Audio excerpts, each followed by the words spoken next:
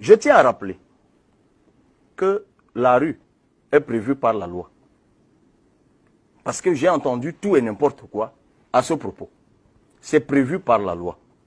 C'est-à-dire que les Camerounais ont tout à fait le droit de manifester dans la rue. C'est prévu par la loi de 90.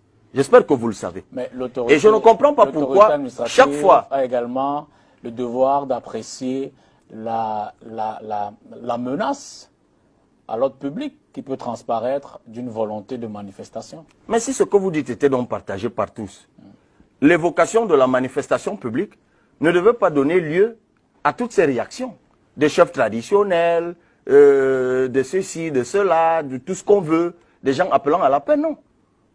Le peuple a tout à fait le droit dans un État démocratique de manifester conformément à la loi. Il appartient effectivement, puisque le régime de la manifestation est celui de l'autorisation, il appartient aux autorités administratives d'apprécier ou pas la dangerosité d'une manifestation. Mais on ne peut pas tout de go. Chaque fois qu'on a évoqué la manifestation, et moi je le dis donc, les Camerounais ont le droit d'exprimer, de manifester. Ils ont le droit d'exercer le droit de manifester dans la rue.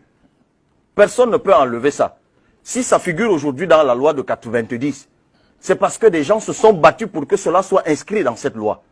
Et on ne peut pas insulter ces personnes qui se sont battues pour ces avancées, en donnant l'impression que lorsque nous aujourd'hui, nous évoquons cela. Je rappelle que au Cameroun, j'ai souvent vu des associations manifester pour le parti au pouvoir, en faveur du candidat sortant. Pourquoi ceux qui ne partagent pas ce qu'il fait, pourquoi les autres n'auraient pas le droit de manifester pacifiquement contre lui?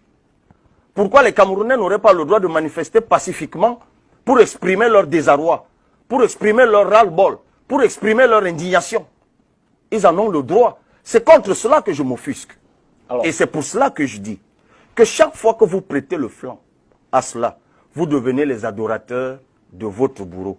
Parce que lorsqu'on vous dit, mais non, vous n'avez pas le droit d'exercer votre droit, et que vous dites, oui, c'est vrai, on n'a pas le droit, vous devenez complice de votre malheur. Après, on va dire que quoi?